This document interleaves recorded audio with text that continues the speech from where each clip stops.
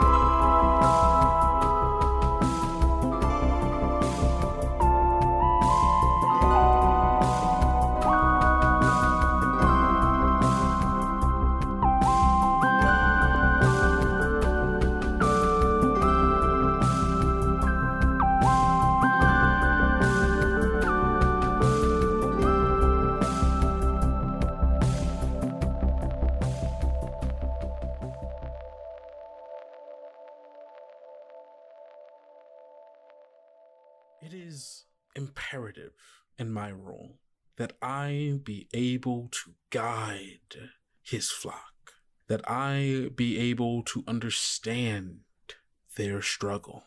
Of course, to a certain degree I do, for I as well have struggled. The path is not easy to walk on for everyone, but I do believe everyone can walk it. Is this what you wanted? Walter, it's not the time. I don't know. I didn't want this. I know it's not what you wanted, but this is what happens when you work for him. Walter, I can't have it any other way. I want to take back Dakota's powers. Can't have a driver who's going against my rules. What do you say, Dakota? You ready to give up all that power? I don't have to do anything. But Walter, I'm scared I'll never get that thing. I'm scared I'll spend the rest of my life trying to get that one thing. And I don't know if it'll ever happen. Oh, but Kayla, I have a fear that if you leave right now and take Dorothy away from me, that you may not be able to help yourself. Are you gonna be okay? I'm gonna be fine, Dorothy. Go! Okay. Every instinct in her is telling her to run. The ones that are animalistic, the ones that are Dorothy. Mm-hmm. She doesn't have any brain space to clock that Elsie really is falling behind. Yeah, for sure. I'm gonna go ahead and do that. I'm gonna use code review. You feel another ripple throughout this space, this time emanating not from somewhere far off, but from you. And as you do that, you all begin to sync. Oh. Awesome! Go find Dorothy. I'll meet back up with you guys. No. If you're going, I'm going with you. I don't know what's happening. Dakota, I'm gonna be okay. Find Dorothy. Okay.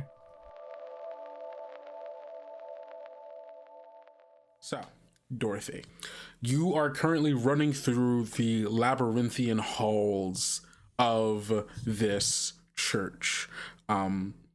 The floor of every hall that you go into is that same kind of grass green carpet, all of the wooden doors matching with very little like signage or any kind of decoration to really tell them all apart. The halls very much feel and look identical, but you are running through them, kind of going through a mix of running on your regular two legs and every now and then on a quick turn moving into using your front two hands in order to just pivot faster. You know? Yeah, That's exactly. Just good sense.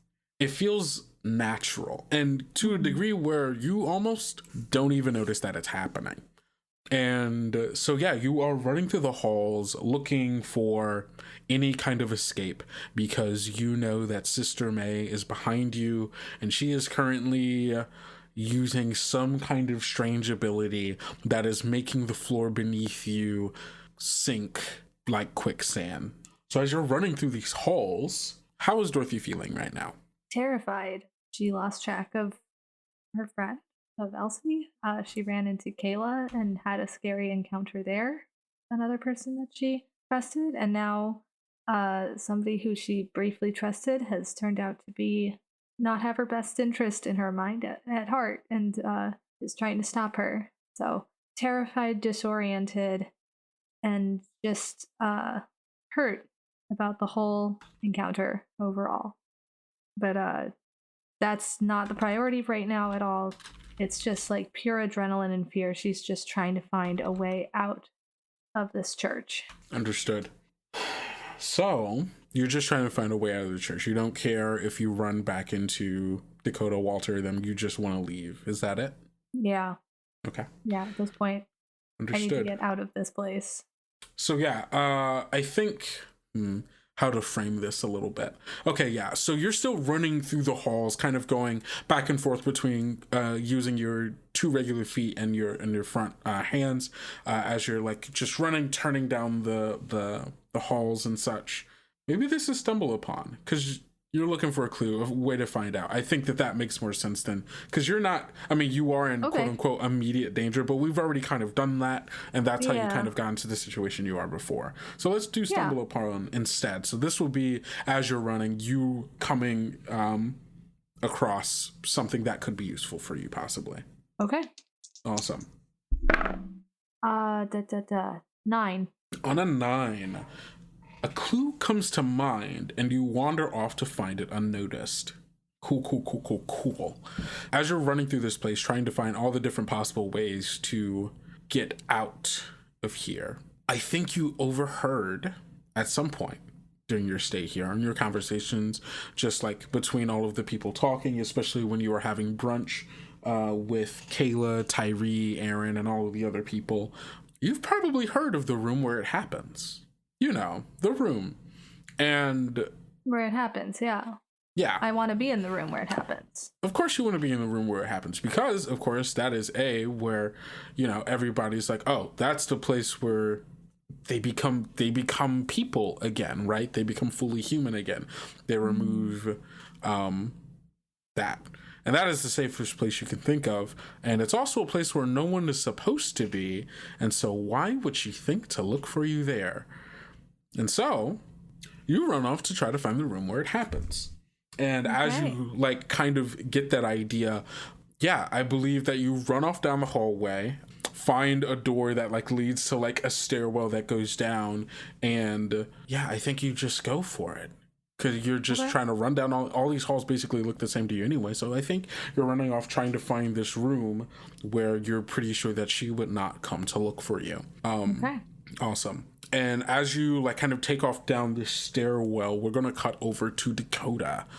Dakota, you are with Aaron, who is currently still in their kind of not fully broken wheelchair, but it's not entirely in the shape that it was before, just based on the fight that had happened, and which is currently being pushed by the driver. And so the three of you are kind of going down the halls, running away from that small area where Walter was, where the ground kind of became the same kind of quicksand texture and sank him into the ground.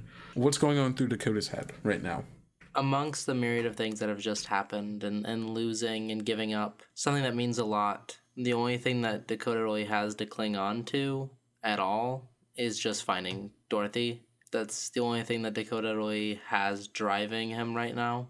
Mm-hmm. And so his mind is kind of racing of like, where do I go? What can I even do? And do I have the strength to do it anymore? Totally fair. Understandable. You all run down the hall a decent ways away from where, you know, the floor was sinking and everything, until you get to a point where you are pretty sure that, you know, ground is solid, it's safe, you're not in any immediate danger now. And so that the three of you can kind of catch your breath very briefly.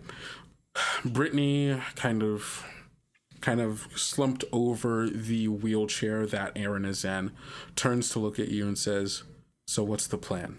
I think that Dakota doesn't hear that first question. Dakota's looking back. Is Walter still in view of us?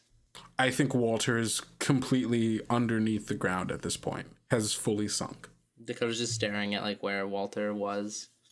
I think you're starting to see the ripples kind of slowly settle out, and like the ground begin to stabilize as the last like kind of remnants of where Walter was is wiped away and normalized. And as you're kind of staring at it, Brittany pipes up again. Hey, Dakota. And kind of snaps at you. Like kind of jolts and turns and looks at the driver. What's the plan now? We find Dorothy, right? Right? That's what we're supposed to do. Yeah, I guess. Yeah. All right. Cool. Any idea where she is?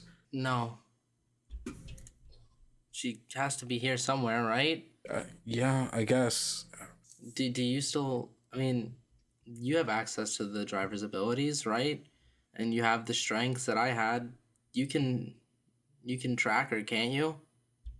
She kind of looks away from you for a second, kind of looks down, takes a deep breath, looks back. I have to try. Give me a second. And she like kind of straightens herself up, takes in a deep breath, breathes out. She looks like she's trying to focus in on something for like a couple of moments. She's like clenching her fist. You see like her body tense up as she's trying to pull something from like deep within her. And she loosens, opens her eyes, and lets out a deep sigh.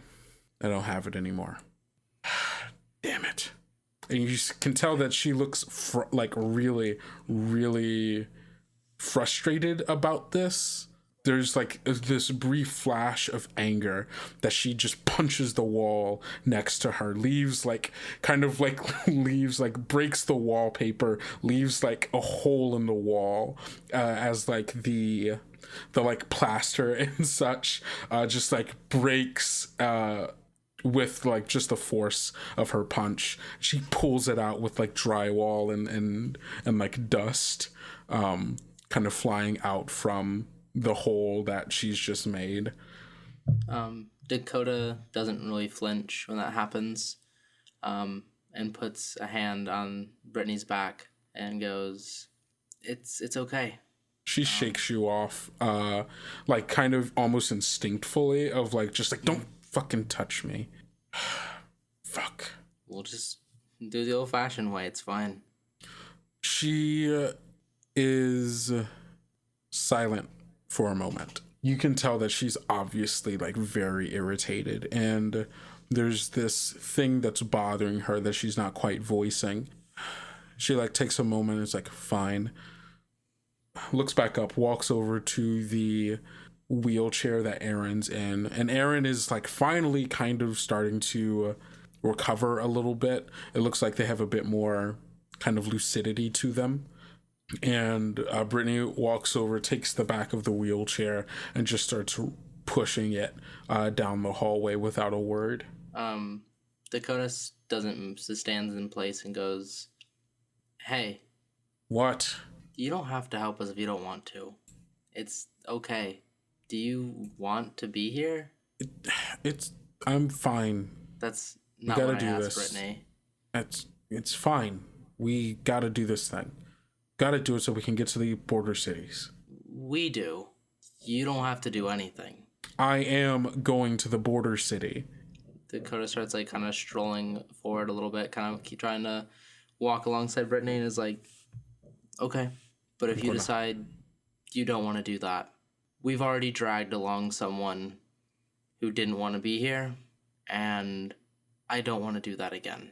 I want to be here. I'm going to do it. It's the only way I can beat him. Okay. I'll trust you on that. And Dakota walks alongside Brittany. I think the three of you walk down the hallway, coming back to the same like kind of staircase that you had come down from. And as you reach it, you hear the sounds of like footsteps coming down the stairs, and you see coming down, sprinting down on all fours, is Dorothy. and Dorothy, you kind of run into the three of them, almost like going too fast for you to really be able to really tell, until it is that like you're like face to face with them. Yeah, I think I'm going like full speed, one thought, and like eventually, yeah, see that there's two people on the staircase, and I just like I like have to like skid to a stop because I don't process whether this is friend or foe. Mm-hmm.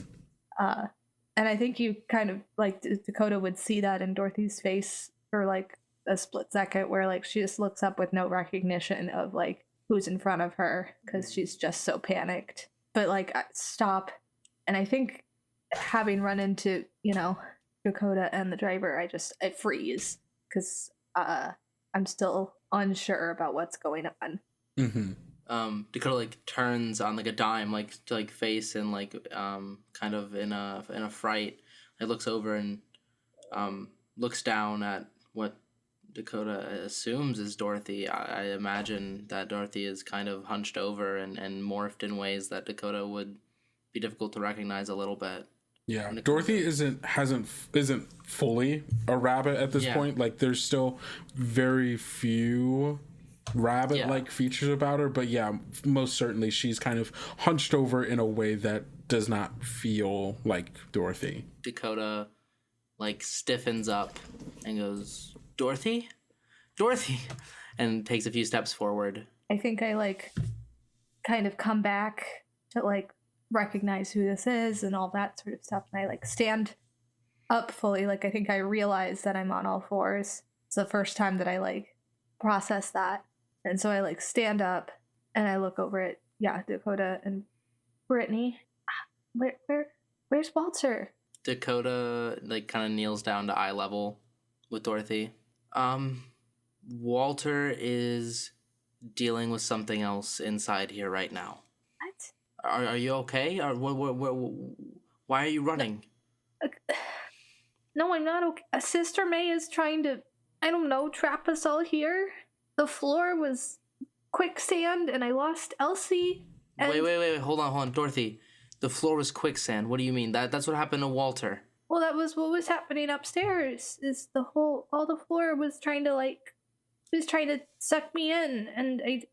As you are saying this, you can hear from upstairs somewhere, like almost as if like at the door, like kind of going into the stairwell. You just hear the voice of Sister May echoing through the halls, going, "Dorothy, I know you're there. Come on. There's still so much time left in your rehabilitation, and we can go through it together."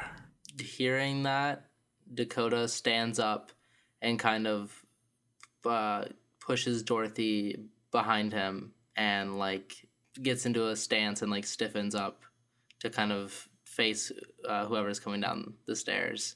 I'm still very unsure of the whole situation, but if somebody's putting themselves between me and May, I immediately am fine with it, and I just like hunker down like behind Dakota, maybe like holding on to one of his legs or something.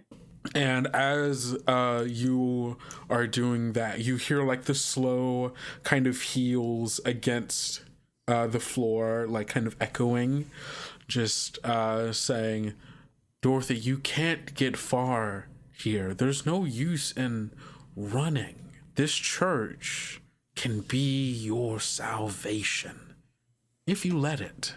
If you open your heart and mind to the glory of the sublime and all that it has to offer you." And eventually, like, the clicking of the heels is getting closer and closer. And there's almost this weird kind of shift in the atmosphere of this place. You know, up until this point has typically felt very calm.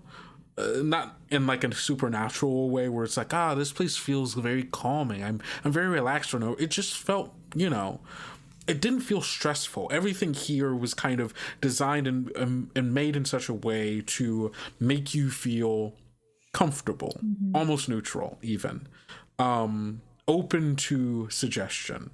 But now there's this kind of malevolence that is kind of brought here. It's almost this sensation, like a wave radiating through the church.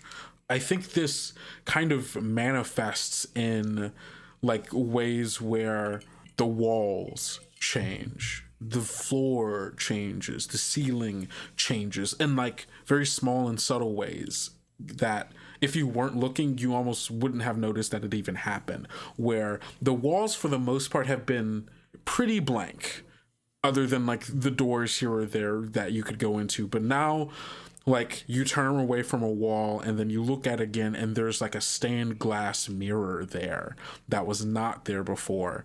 And it's almost like happening in waves. As she's getting closer, the changes are becoming much more apparent to you.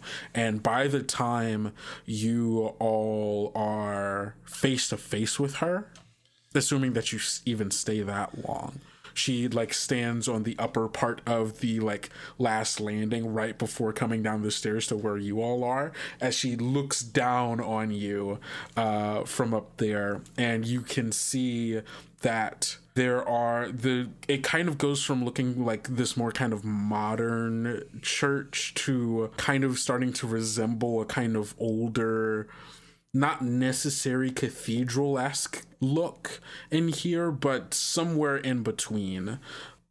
Dorothy, as you are like looking up at her, you see there's a stained glass mirror behind her, and just like kind of framing her, and like as light is coming through, you can see that the stained glass mirror behind her has a very interesting design.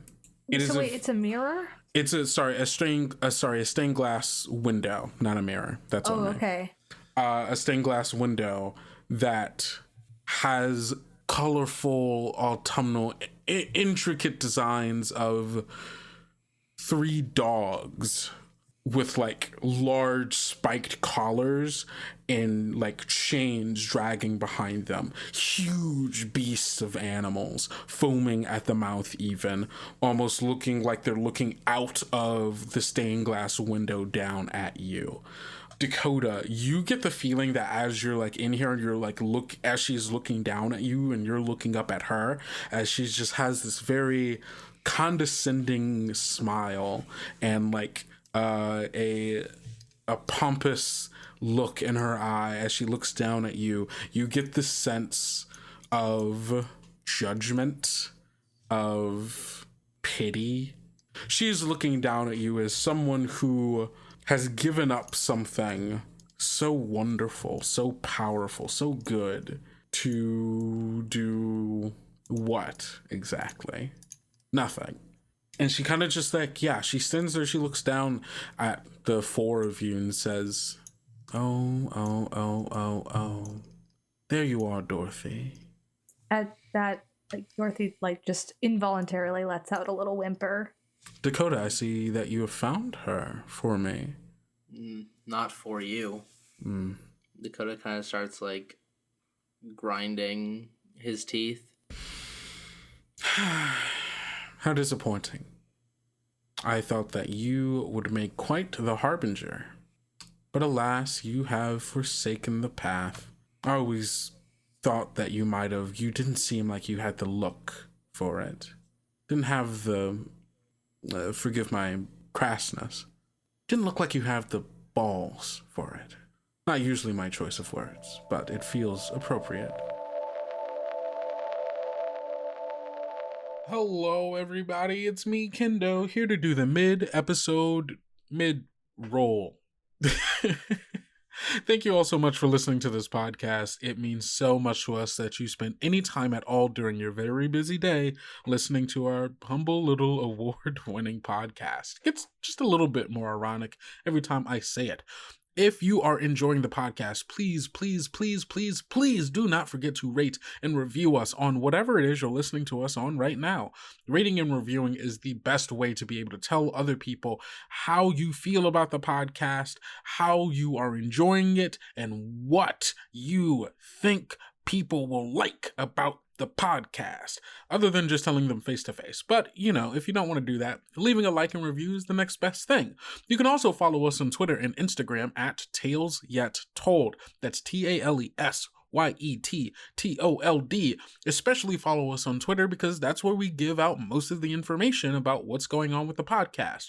If episodes are going to be late, like this one, sharing character art, and just in generally, talking to you about the show and about other things that we happen to care about. So go ahead, go follow us on that. And don't forget that this Friday, May 13th, 7 p.m. Central Time, you can find us on twitch.tv/Bards and Brews. We are having another episode of Prayers in the Static, where we are playing Mothership with our good friends Oleander and Josephine, continuing our wonderful, scary adventure where they're trying to stop an entire colony from getting destroyed because a ship is going to crash into it because a weird AI said it's going to. It's a weird game. It's very fun, and you should go listen to it and watch it. And if you haven't caught up, you can watch the first episode on the YouTube channel for Bards and Brews, where all of the VODs get uploaded the same day. Well, the next day, not the same day, but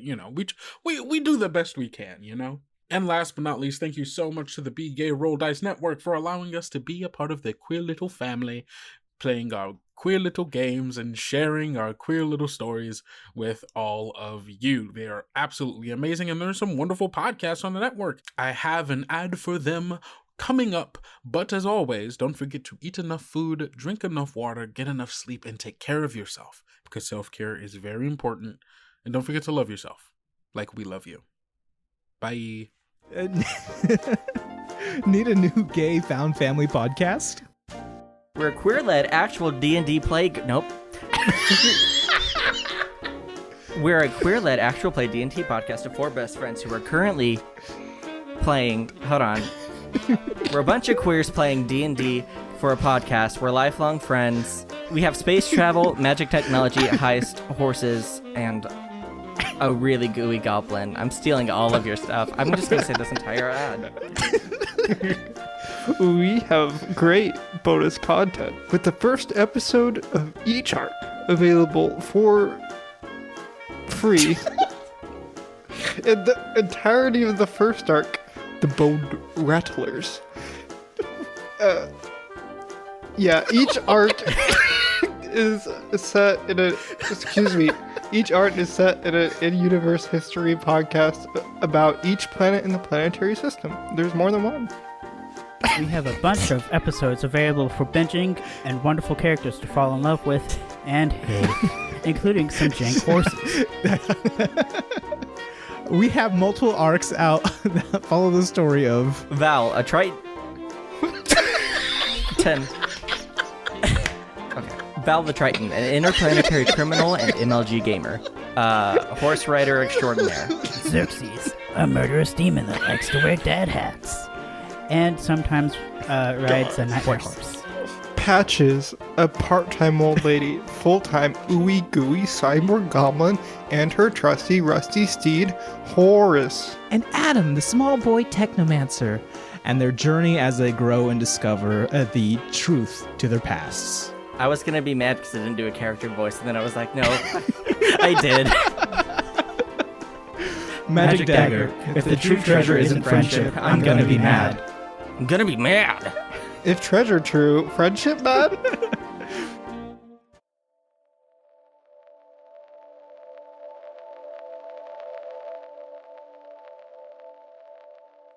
Dakota takes a step forward. And she just looks at you like waiting to see if you're going to say or do anything.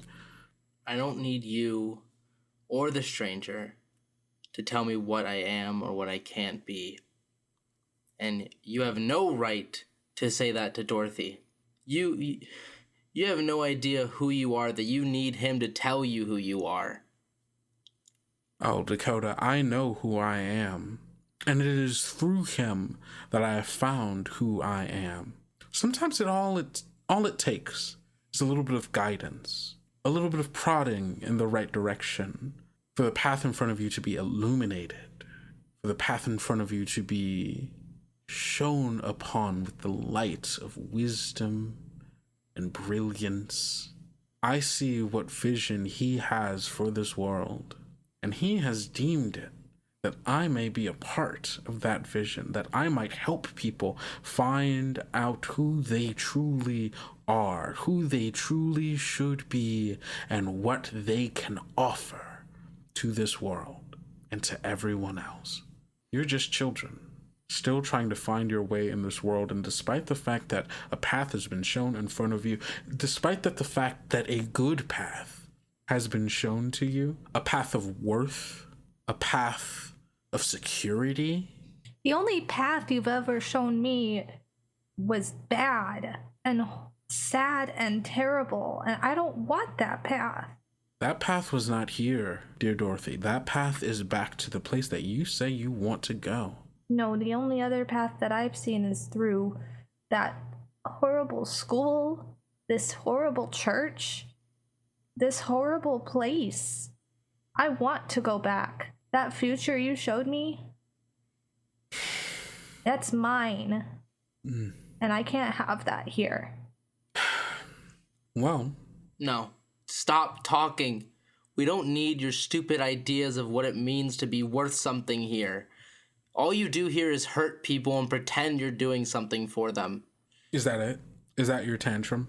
No. You get mad anytime someone tells you the difference between right and wrong, the difference between what you're supposed to do and what you want to do, and the consequences that come from either of those decisions? You have no idea what's right or wrong. You do what you're told, and that's what's right. You just believe that that's right. You don't think twice. You don't get to be the only authority on what's right and wrong. I am not an authority on what's right and wrong. I am merely a messenger. I'm done having this conversation with you, children. It is time for you to be disciplined. And she snaps her fingers, and the floor beneath you begins to muddy and liquefy, and the two of you begin to sink. You notice no that Brittany, no Aaron. Brittany and Aaron don't seem to be sinking, as Brittany has seemed rather quiet this whole time. I try to grab hold of the wheelchair. It looks like something somewhat solid, so that I can not sink. Mm-hmm. Gotcha. Dakota stands, probably sinking to his ankles, looking back and forth between Sister May and the rest of the group. Clenches his hand to the break sword on his hip, lets out a grunt and a heavy sigh, and steps towards Dorothy and Brittany instead. Okay. We're going to cut from there, and we're going to go check in on our pal, Walter. How's the afterlife, Walter? Well, it's we're going to be there soon. It's all good. It's a lot like being in the floor. So, let's see how this goes. Walter, you're sinking. You have fully delved deep beneath the liquid mud-like floor. I don't know if there's color here. I don't know if you could even see. I think it's very much like just being in the dark, floating in a sea of emptiness. And I think you asked, what did this church, the construct of the church, what did it desire? And I think it answers you in a voice. And in this darkness, you hear, I desire the health and well-being of all those who live in this land. It kind of echoes throughout this space, and you hear it as kind of like a soft voice floating in the emptiness. It sounds neither masculine nor feminine. You couldn't even quite place what the voice sounds like. It's just words appear in your mind, but it feels like you're hearing them. Can Walter respond in any way? Try. I guess, is he able to speak? Yeah. I guess is the first question. Okay. Yeah, you open your mouth and you hear the sound, but again, it's almost like words that are forming in your mind that feel like hearing. Walter responds, if you want to help everyone so bad, why aren't you? I am No, you're not. If you have the power to heal these people and you're holding them prisoner, you know, you're giving conditions, well, that means that the healing isn't your agenda. I do not understand. The people that come here, they are sick, wounded, both body and soul. And through the healer, we cure them of this illness. What's the illness? There are many kinds, but recently it has been those who have been bonded with the virus, transforming them into animals. Together, the healer and I cure them. With a catch. You don't just cure them, you make them conform. Is that right? I do not know of any catch. In order to be healed, they have to stay here. They have to obey the will of the stranger. Ah, I see. You mean the price. Yeah. The role of the healer has always included a price to pay for healing. In its first incarnation, the price of healing varied on exactly what it was a character wanted to heal. And now, this healer has determined that price be to listen to our new god. How much do you know about what this place is outside of church? Whole thing. I do not know much. Not anymore. So if the price was different, say, to reject the will of the new god, then that would be the price that the healer determines. One more question for you. Are you a person? This is a difficult question. Yeah. What do you mean by person? You know, I'm not so sure. I just wanted to know what you thought. I wanted to know, from your point of view, who am I talking to? Oh, would you like to see? Yeah, I would. Okay. A flash of light, the space around you becomes illuminated in this bright golden color, almost like you've been flashbanged. And that light then, like all around you, you can like see yourself, and you can see the vast emptiness that you are in. And that like golden color starts to take on more color, oranges and browns, these wonderful autumnal colors, and you can feel yourself in this space now. What once felt like emptiness now feels like you are in leaves and branches. And you can feel yourself standing on something in this emptiness now that is no longer emptiness, but looks like a large interconnected web of branches and leaves, almost like you were in the canopy of a tree. Walter says, is this you? Not in my entirety, but it is part of me. It is what this part of me looks like now. And you see that there is like this leaf amongst like all of them, this like red leaf that kind of falls down in front of you and begins to like float and dance on wind that isn't there. And then it kind of spirals along a branch, almost as if like following the path of like an invisible path along the branches upward to somewhere, almost kind of beckoning you to follow. I follow. Yeah, so you follow this leaf, like kind of scrambling, crawling from branch to branch, climbing until eventually you reach a breaking point where you pop out of this canopy and you find yourself looking out of the massively large top of this tree, looking over the town of Oak Creek. And you see all of the like the buildings and stuff below. You see the trains. You see like the railroad where the train has been overturned. It's slowly like being moved. At this point, like they've gotten like construction vehicles out to be able to start clearing the path so that people can start using the road again. You see life has kind of started moving on again in this small town, and you are in the large tree in the center of it all. Okay. Yeah, Walter says, I see. Yeah, I think I get it.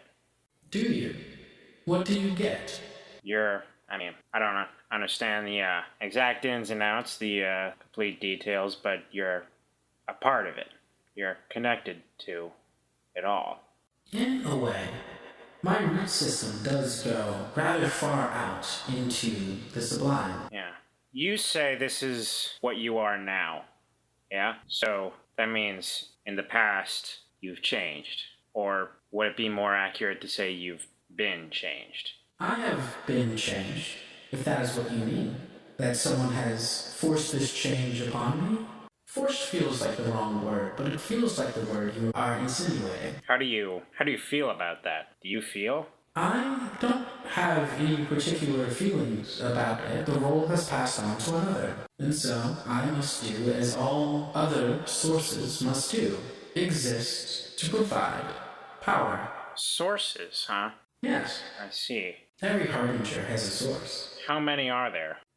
Well, that is hard to say. Our creator made several upon the creation of this world. I believe there were 6 of us, but that number has changed throughout the patching and development of our world. It would be hard for me to say. I've only recently learned that there is a new one, called the Driver. You don't say. This is the first time I've met them in person. Or as much of a person as I can. I guess so. Look, Can I ask you a question? Yeah. What are you? At this point, I'm someone who dug a little too deep, at least in the eyes of some individuals. I mean, I can't imagine, and can correct me if I'm wrong, but can't imagine you get a lot of cases of, someone asking you a question and you hearing it and responding in this way. That is accurate. The last time I was able to have a conversation in this way, outside of speaking with the healer, is with the creator. Do you know who they are, the creator? They are our creator. Nothing beyond that? Is there anything beyond that? There's often more than one quality to people, yeah. Strange. I suppose there must be, but I haven't really thought about it. What do you call yourself? I am the healer. Huh, that's funny. I would think that there might be another one with more human shape that might call herself the healer. Yes. She is the current healer. I am the source. Uh-huh. I was the first. My physical presence is no longer necessary, now that there is a healer that has taken my place. I merely exist to provide power. You've been changed, yeah? Yes. If I could change you, would you resist? Would you be opposed to it? I suppose that depends. What are you changing me to? Something I think that might get your job done a little better. Think of it as a performance patch or something. It sounds like you were trying to convince the healer to undergo a transformation. I would say this is perhaps a grift. Perhaps. Perhaps. You do seem to be trying to convince someone to do something that might be against their self-interest through persuasion, I would say. So it seems like the thing that you want them to do is consent to you changing them in some way. Roll plus mush. That is... What is my mush? At an 8. All right, on a 7 and 9, they'll consider it for a price. Well, I suppose if you wanted to change me, you would have to take it up with either the current healer, the creator, or the stranger. I sadly cannot give consent to changing the way that things are. It would be disruptive. How would one get in contact with the creator? Are you not in contact with the creator? I think that sort of catches Walter off guard. He says, I don't think I am. Wait. That is strange. I am reading the code in which you are embedded with, and there are distinct patterns here that, well, I've only ever seen the creator use. Uh-huh. The coding is very distinct. I have seen the creator. Well, he has made some rather interesting changes to you. Yeah. So it would seem. Taking a look at your coding. And when, they say that, you kind of... There is, I don't know if you necessarily noticed before, but there's almost, this kind of bristle through you as, the leaves on the trees are, kind of caressing you in ways that feel, almost as if you're being, massaged and, examined by the tree itself. As I'm reading through your code, it would make sense that you would be in contact with the creator. They have embedded you with a very interesting piece of coding. This would explain why you have not fully undergone your transformation, or at least why it seems to have halted at a very crucial juncture. You're quite lucky. Yeah, I guess that makes sense. Huh. Do you still have your avatar? Come again? Your avatar. Everyone with the virus has one. It is, well, an avatar of the virus. Oh, I haven't seen that thing in a long time, if it is what I'm thinking it is. Yes, you should still have one. I don't know why you would not have seen it, but perhaps if you can find it, it would allow you to contact the creator. The code in here seems to suggest it was created by him personally. Huh. You mean the other avatars aren't? Not quite. They've been edited quite extensively. Huh. If I haven't seen my avatar in a long time, how would I find it again? I am unsure. Maybe the hero would know. The other one, not me. Yeah, okay. Thank you for answering. Of course. It is not often that I have the chance to converse with anyone outside of the healer. Yeah. Hope I make for decent conversation. I would say you do. I think I'd like to go back. I might be hitting you up again pretty soon, but I have some things to do right now. Understood. I can send you back. Can I make a request? Is it possible if you just for a while, if you just stopped sucking me and my friends into the floor? Okay. That's going to be another grift, bud. That's a 9. You'll consider it for a price. I could maybe do that. It appears that the healer is currently using the church in a way to capture agitators. Are these agitators your friends? Agitators isn't, agitators is the word I'd use, yeah. Well, it would be wrong of me to go against the will of the healer, but this was rather good conversation, and you do seem to be rather special, Walter. I suppose I can assist you and your friends, but in return, could we talk again? Yeah, I'd actually like that, yeah. I would like that too. Okay. And we are going to cut back to Dakota, Dorothy, Aaron, and Brittany. The four of you are, well, still in that hallway right by the stairs with Sister May looking down on you as you all were beginning to be sucked into the ground of the church. And Dakota, I believe you said that you were reaching out, or at least trying to move in the direction of Dorothy, Brittany, and Aaron. Correct. All right, what are you doing? Just trying to get out of the quicksand and move with them. Okay, cool. But you said that the quicksand was specifically happening under me and Dakota, right? And that is correct. The other two do not seem to be sinking. So that is correct. Okay, just checking. I try to grab for the wheelchair as an anchor. Okay. Dakota, as you are starting to reach out, I guess, what is this going to be? I feel like this is a roll of some sort. Could be step up. I think step up makes sense here. You're a big kid. You have to protect those who can't protect themselves. Roll plus steam. Step up? Got you. Give me a second here. I don't have my dice with me real quick. Anyone want to roll for me? I can. What dice do you want? Green, red, white? Red sounds good. All right, here we go. You got a 9 on the dice. That's a 12. Okay. On a 10 plus, you deter or block the attack of a foe that would have harmed one of your friends. So I believe that you are able to kind of pick yourself out of the quicksand floor, kind of scoop up Dorothy and hop out of. Actually, no, I'll let you describe what this looks like. Yeah, I'd imagine that Dakota kind of turns around and looks to Dorothy, trying to struggle to get out. And clenching the brace forward, takes it and stabs it into a wall. And on the other hand, wraps his arm around Dorothy and yanks them both out of the quicksand and starts to kind of move quickly down the hallway towards Brittany and Aaron. Okay. Awesome. Well, Brittany and Aaron were right next to you all. Okay, got you. They just weren't being sucked in by the ground. But yeah, you can totally move just like to the other side of the hall, away from where the quicksand was starting to sink.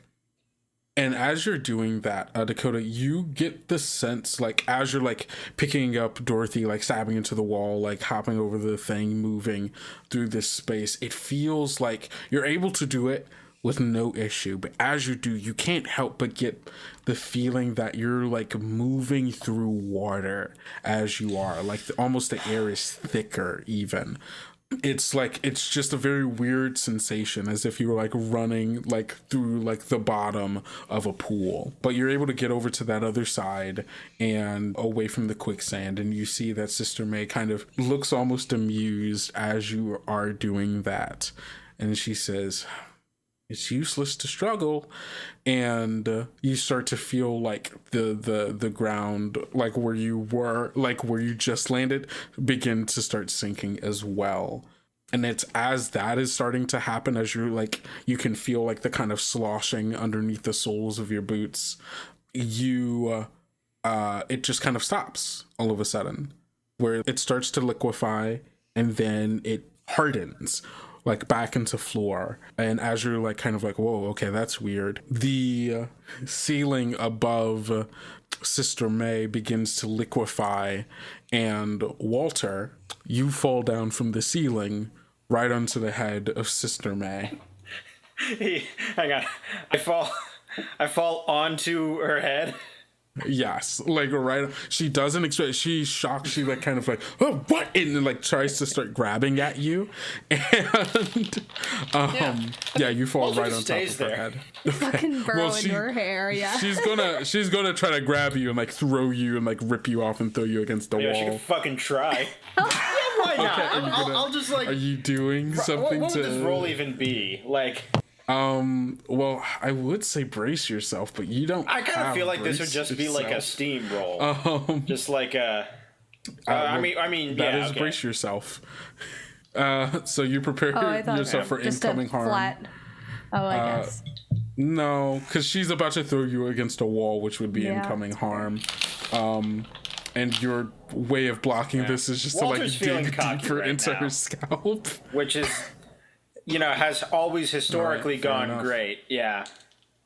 That always turns out well. Yeah. Mm-hmm. Well, roll plus steam -2 because 7. you don't have brace yourself. I rolled a even 10. with the -2. That's amazing. So you cancel one incoming harm, but garner the attention of that attacker. would be amazing if I hadn't she tries that. to. Do you have her attention? Yeah, you grab deeper into her scalp as she's trying to tear you off, and she's like, "Let go of me, you insolent!" And like she's trying to rip you off, but you were like digging deep, and like she realizes if she just tries to pull you off, she's gonna cut up her face and such. While she is distracted, is there anything that any of you all do? Dakota sees this.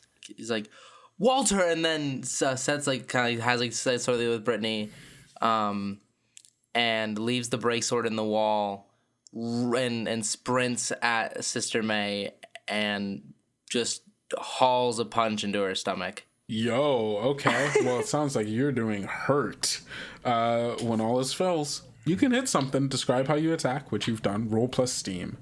You want to roll some red dice, Ilda? Sure.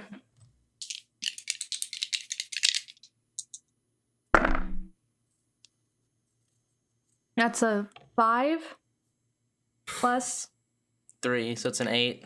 All right. Do 1 harm, but your target immediately retorts. Okay, cool.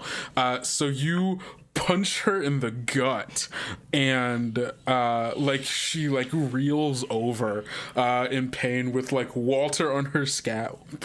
You just like throwing like a haymaker right into her gut. I think Can I see her like losing balance? And like well, she has to retort. Okay, she has to retort. Okay, retorts. So after the thing I described, you can do what you're gonna do. I might not, but yeah, we'll see. We'll see. She grabs you by the arm that you've just punched her in, and she kind of she can't really see you underneath like Walter, who's like on top of her face, but you can tell like she looks up at you as she's grabbing your arm, and she like she grabs like the forearm and like the upper arm like by the shoulder of you to like get some leverage, and then she uses her weight to kind of force you to move alongside her, and the three of you go crashing through one of the stained glass windows that have appeared on the wall and go flying through it, and you find yourselves falling into a large swimming pool, and you all go crashing in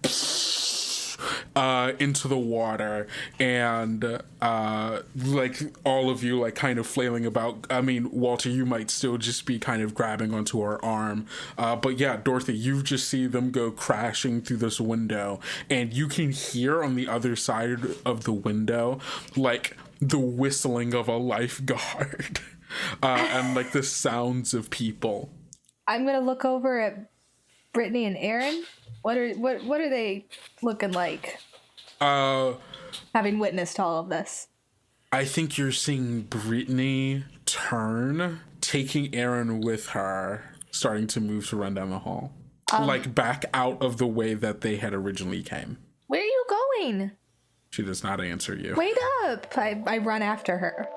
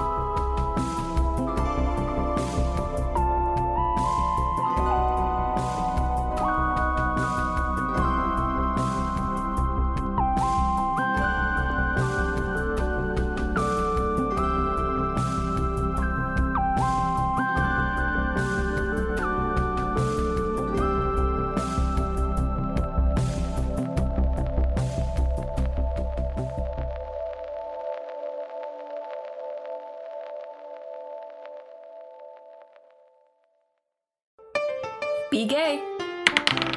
Roll dice. An LGBTQIA actual play podcast network.